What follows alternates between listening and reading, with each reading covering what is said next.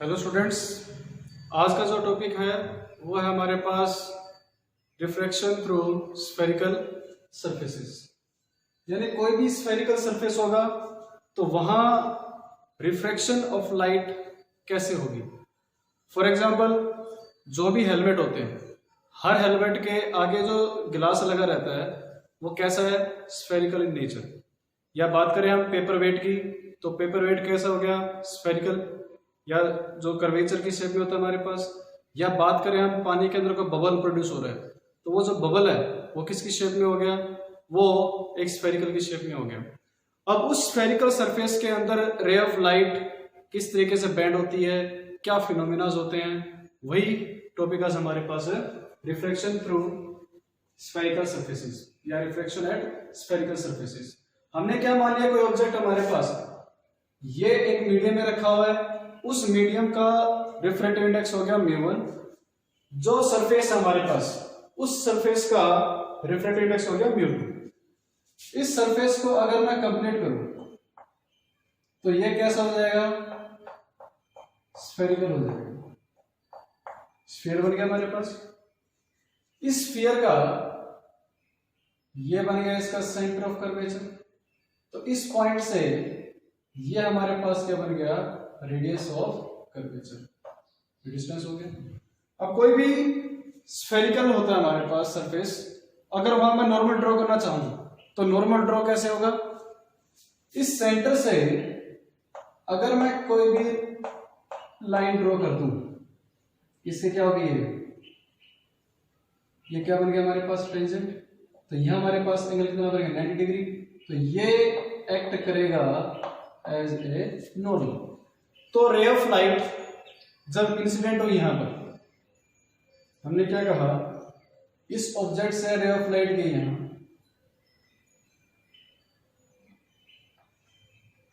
Incident हो गई, और ये मीडियम हमारे पास कैसा है, rare medium. This is rare medium and this is denser medium. Condition मैंने लिखी हुई है कि μ2 इज ग्रेटर देन μ2। हमें पता है when a ray of light travels from rare medium to denser medium then it bends towards the normal। जब भी लाइट रेयर मीडियम से डेंसर मीडियम में जाएगी तो वो बेंड हो जाएगी टुवर्ड्स द नॉर्मल। ये नॉर्मल है, इस नॉर्मल की तरफ रे ऑफ लाइट क्या होगी, बेंड होगी, और ये बन गया हमारे पास इमेज। अगर ये स्फेरिकल सरफेस नहीं होता तो रे ऑफ लाइट इस तरीके से ट्रेवल करती along the straight path। Incident angle ने, जो इंसिडेंट रे है उसने एंगल बनाया अल्फा, यहां नॉर्मल के साथ बनता है हमारे पास बीटा, और यहां एंगल बनता है गामा। ऐसा हम पढ़ चुके हैं जब हमने पढ़ा था स्फेरिकल मिरर्स। तो वहां जब हमने फॉर्मूले किए थे तब अल्फा बीटा गामा के कंसेप्ट वहां पर हमने पढ़े थे कि एंगल जो हमने लिए थे। एंगल ऑफ इंसिडेंस, इसको मैंने मान लिया I, this is angle of incidence I, और ये हो गया हमारे पास एंगल ऑफ रिफ्लेक्शन।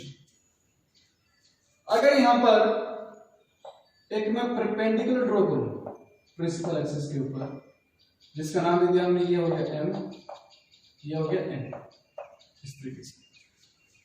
अब जो पॉइंट P है वो बिल्कुल M के नजदीक हो गया।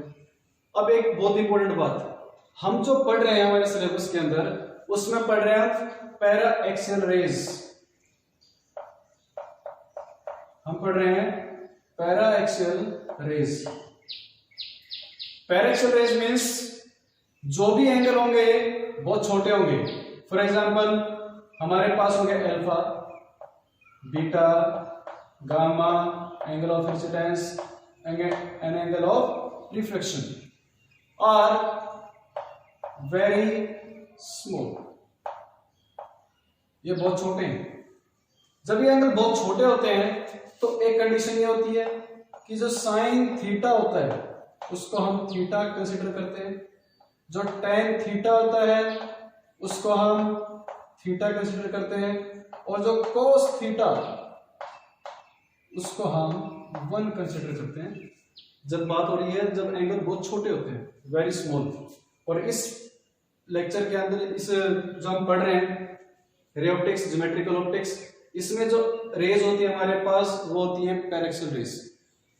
तो देखो किस तरीके से हमारे पास इसमें फॉर्मूला बनेगा। अब ये ट्रायंगल देखो, एक ट्रायंगल हमारे पास आ गई O M C, from triangle O M C. तो इस केस में अल्फा एंड बीटा, ये ट्रायंगल ओ एम सी, ये वाली ट्रायंगल, इस ट्रायंगल में angle i is equal to alpha plus beta, equation number 1। यानी ये एक्सटीरियर एंगल हो गया, ये ट्रायंगल बन गया हमारे पास, ये वाली, इस ट्रायंगल में अल्फा और बीटा इंटीरियर एंगल है, एंगल आई क्या हो गया एक्सटीरियर एंगल।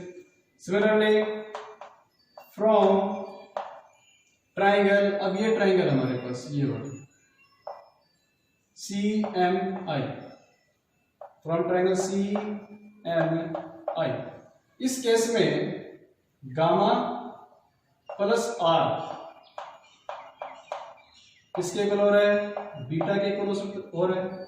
यहां से आर की वैल्यू हमारे पास क्या हो जाएगी, यहां से आर की वैल्यू है हमारे पास beta minus gamma, equation number 2।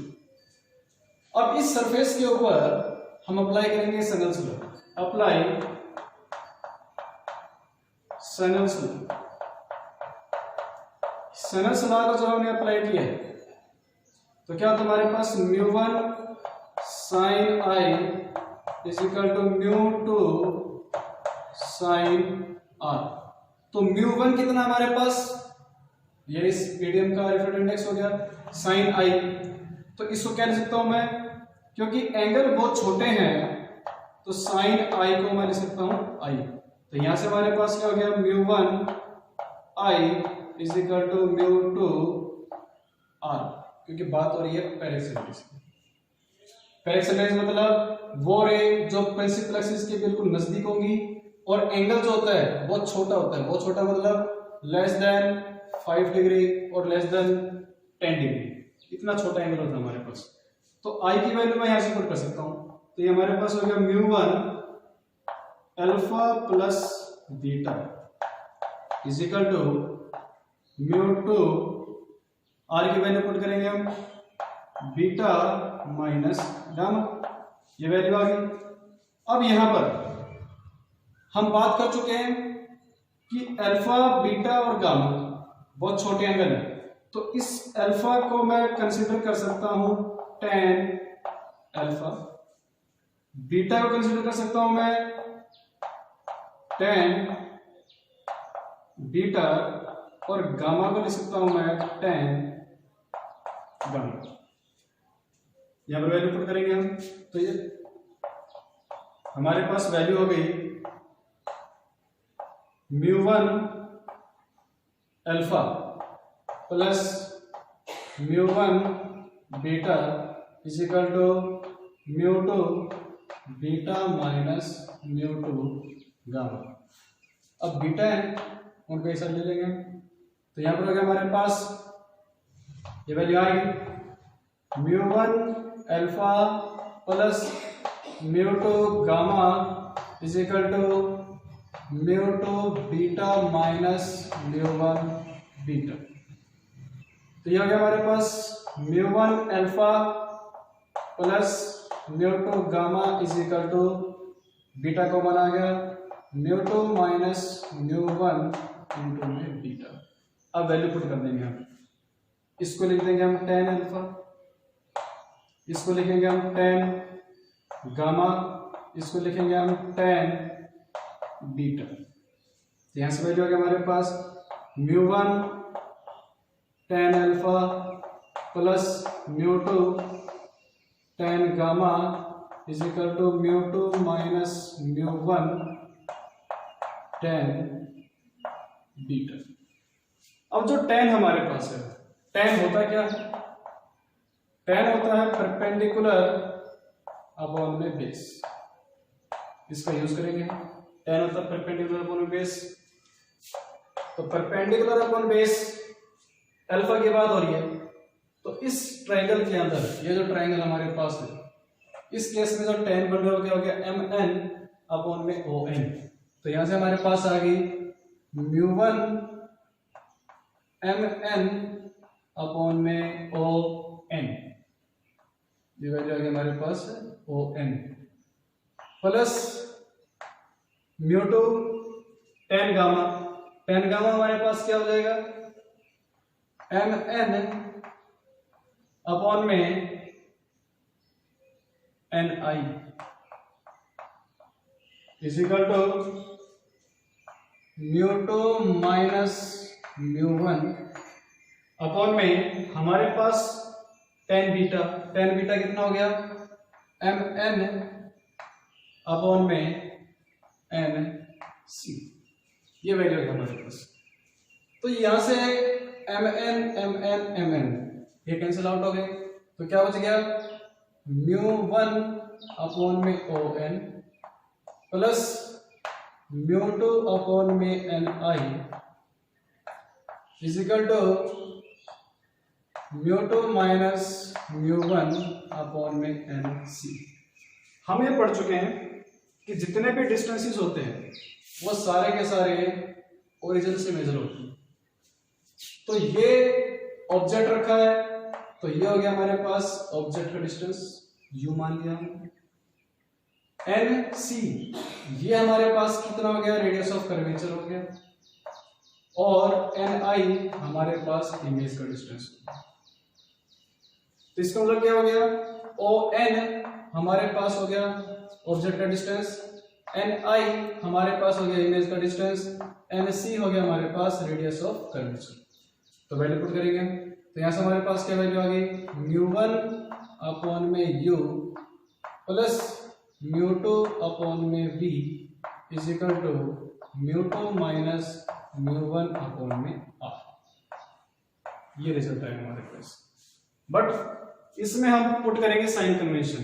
तो साइन कन्वेंशन में क्या होता है कि जो इंसिडेंट रे होती है उसको माना जाता है पॉजिटिव। अब ये डायरेक्शन हमारे पास इधर रे ऑफ लाइट आ रही है इस तरीके से, ऐसे, तो ये डायरेक्शन कैसी होगी पॉजिटिव होगी, और ये डायरेक्शन कैसी होगी नेगेटिव होगी। अब इस ओरिजिन से हमने क्या माना था डिस्टेंस माना था ऑब्जेक्ट का, तो हमें इधर जाना पड़ेगा। रे ऑफ लाइट कैसी इस तरीके से, तो उसके अपोजिट जाना पड़ेगा मेरे को। तो u हमारे पास कैसा हो गया नेगेटिव हो गया। v कहाँ है इधर ही बन रहा है, रेडियस ऑफ कर्वेचर कहाँ है इधर ही है।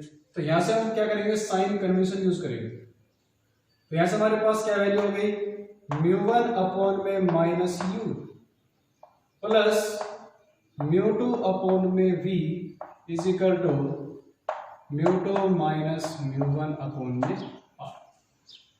ये हमारे पास क्या हो गया रिजल्ट है। इसको क्या कैसे लिख सकता हूँ, जो सेकंड फॉर्म है उसको लिख सकता हूँ मैं μ2 अपॉन में v माइनस μ1 अपॉन में u is equal to μ2 minus μ1 upon में r। ये रिजल्ट आ गया हमारे पास। याद रखना μ2 अपॉन में v माइनस μ1 अपॉन में u is equal to μ2 minus μ1। अब कई बार कंफ्यूजन क्या होती है कि सर μ1 किसे लिया जाए और μ2 किसे लिया जाए। तो सीधा सीधा याद रखने का मतलब है μ2 का मतलब क्या हो गया जिस मीडियम में लाइट आ रही है, जिस मीडियम में लाइट क्या हो रही है आ रही है, इसमें क्या लिखेंगे मीडियम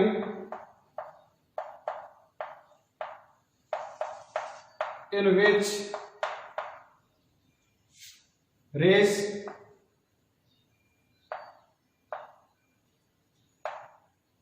आर गोइंग। और μ1 क्या हो जाएगा मीडियम फ्रॉम विच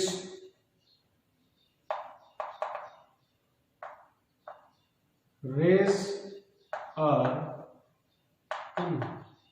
सिंपली बात क्या याद रखना है, रे ऑफ लाइट कहां से आ रही है μ1 से आ रही है, यानी जहां से रे ऑफ लाइट आ रही है और जिसमें पहुंच रही है, तो जिसमें पहुंच रही है वो क्या माना जाएगा μ2, जिसमें से आ रही है वो हमारे पास क्या हो जाएगा μ1 हो जाएगा।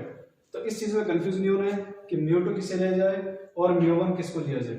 अब बात आती है इस रिजल्ट को जब भी हम यूज करते हैं, तो इस रिजल्ट को यूज करने का मतलब हो गया हमें क्या करना पड़ेगा, यूज साइन कन्वेंशन, यानी जितनी वैल्यू है इन वैल्यूज को विद साइन पुट करना पड़ेगा। अब r जो है वो प्लस माइनस हो सकता है, प्लस माइनस मतलब अब कर्वेचर ऐसा था, अगर कर्वेचर ऐसा होगा तो उस केस में रेडियस कर्वेचर इधर बनेगा तो वो क्या हो जाएगा, नेगेटिव हो जाएगा। तो ये डिपेंड करता है हमारे पास कि r हमारे पास पॉजिटिव या नेगेटिव कुछ भी हो सकता है, उसके अकॉर्डिंग क्या करेंगे हम इसके अंदर वैल्यूज पुट करेंगे। आई होप आपको समझ में आ गया।